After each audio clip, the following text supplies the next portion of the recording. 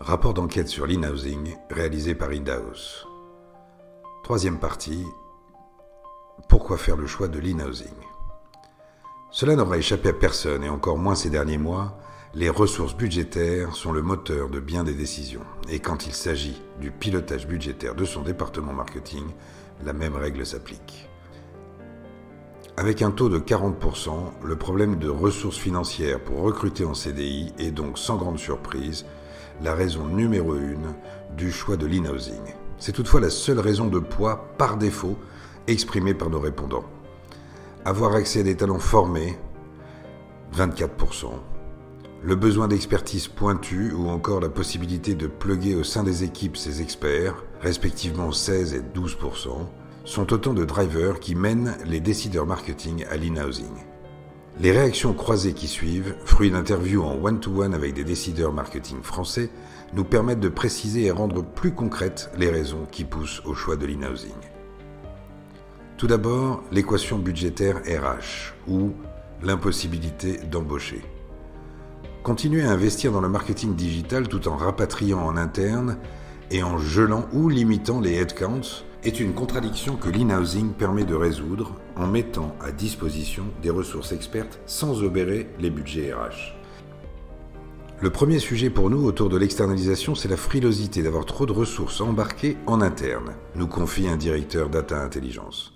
Une frilosité ou disons une prudence à embaucher en CDI qui se retrouve bien dans notre étude quantitative comme l'un des moteurs justifiant en interne le recours à des experts externes. Transférer un coût OPEX en CAPEX est par ailleurs souvent une solution intéressante pour continuer à pousser les investissements et la croissance à long terme de la société. Après tout, s'entourer d'experts pour transformer son efficacité marketing semble être bel et bien ancré dans cette dynamique. Deuxième point, tenir compte des attentes et aspirations des talents nouvelle génération. Nous l'avons évoqué juste avant. Les nouvelles générations imposent au marché de profondes mutations. Asset numéro 1 d'une entreprise, l'humain, en est son moteur. Respecter ses aspirations et attentes est un paramètre clé de son succès. Une étude LinkedIn portant sur des milliards de données provenant de plus de 880 millions de membres actuels de la plateforme et de plus de 200 pays illustre parfaitement ce changement d'état d'esprit.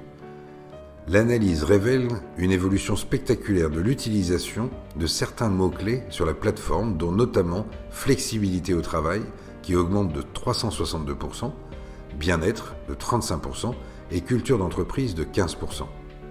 La vraie question reste toujours la même. Qu'avez-vous vraiment à offrir à ces nouveaux experts aux attentes de diversité et de flexibilité qui bousculent l'organisation cartésienne de votre entreprise? C'est retranscrit chez une directrice marketing opérationnelle qui nous dit « Je ressens une vraie tension sur le métier. C'est une vraie transformation pour mes équipes RH. Quand on a une boîte en forte croissance, il y a beaucoup d'enjeux à recruter ces nouvelles compétences sur lesquelles il y a une forte demande et un besoin impérieux pour nous. Quel modèle tenir? Je vois bien tous les avantages d'avoir des experts en tant qu'employés, mais vu les profils, data, acquisition notamment, je ne sais pas si ces personnes attendent du CDI. Je ne le crois pas. Et quand bien même, sommes-nous réellement adaptés à leurs attentes? À nous de nous transformer. Point numéro 3 des raisons qui poussent les décideurs marketing à opter pour l'in-housing, accéder à des ressources formées et opérationnelles immédiatement. L'opportunité d'avoir accès à des talents formés et opérationnels est une autre raison pour 24% des répondants. Un des décideurs interrogés décrit ainsi ce cheminement. Arriver à remplacer une personne qui est en congé maternité par exemple, avec une personne en compétence, c'est parfait. On a besoin très vite de quelqu'un qui maîtrise l'expertise depuis le premier jour. Sur un outil en particulier, dans un domaine qui est assez technique, il y a un aspect plug and play.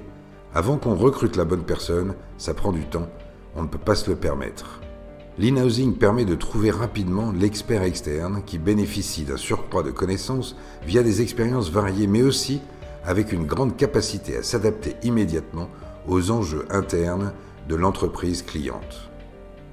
Retrouvez-nous dans le prochain épisode pour découvrir les autres raisons qui poussent les décideurs marketing à avoir recours à l'in-housing.